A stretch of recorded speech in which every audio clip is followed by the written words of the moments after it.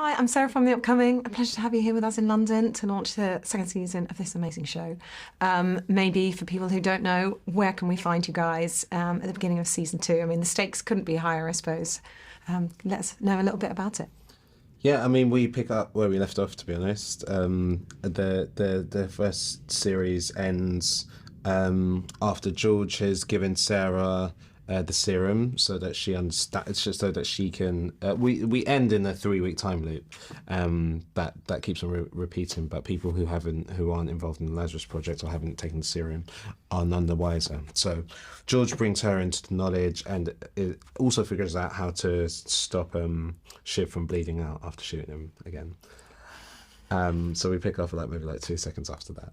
And for George, from George's perspective, the first few episodes of the second series is that being played out and the consequences of that being played out. For Archie, she's pretty livid that the person, George, that she's been mentoring through the Lazarus Project and has vehemently forbidden from using the Lazarus Project for his personal use, i.e. bringing back his dead girlfriend.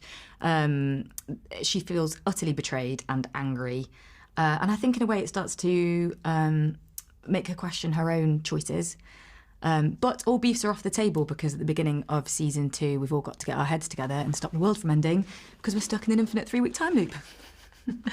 And Joe Barton, I mean, he has form on creating these kind of really gripping, but also sort of with a sense of fun, very stylish shows. Giri Hashi I really loved as well. Me too. What is it like working with him, and what might have been some of the highlights, particularly on this second season?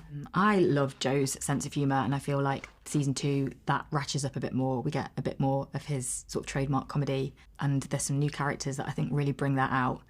And also the show just turns up a few notches in terms of the complexities of time travel and the stakes. All of those things. And it's the first time Joe's had a show renewed,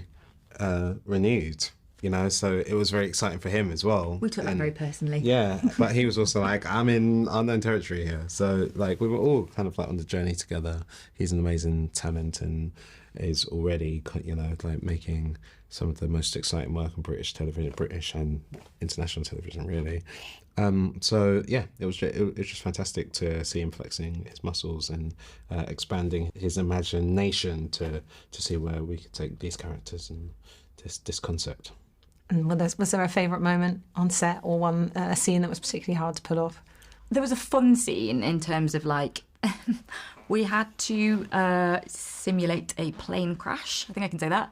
And it required us to move our bodies in a way that felt ridiculous and fun. And it was just, my cheeks hurt from laughing that day. It was very memorable. What was fun for me, I really enjoyed getting to do scenes with the new cast members, which we have a lot of, and they're all amazing. And not that I didn't enjoy doing scenes with the other cast members. I wish I had more. It's all subjective, really. It's all subjective, really.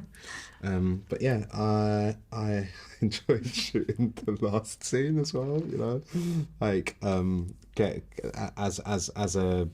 It's a big undertaking getting through 8 episodes, over 6 months. So it was great to get to the end of it. And what is it about the sci-fi genre, but in particular time travel, that we come back to it time and time again? And I feel like, particularly in this show, it's sort of a great way to maybe grapple with lots of, in the modern condition of feeling a bit out of control of things that are happening around us.